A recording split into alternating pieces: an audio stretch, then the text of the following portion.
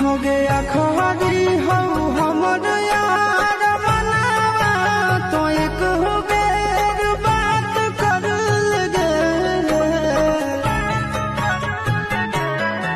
हो गया खरी हो हमर यार मनावा तो एक हो बेर बात कर लगे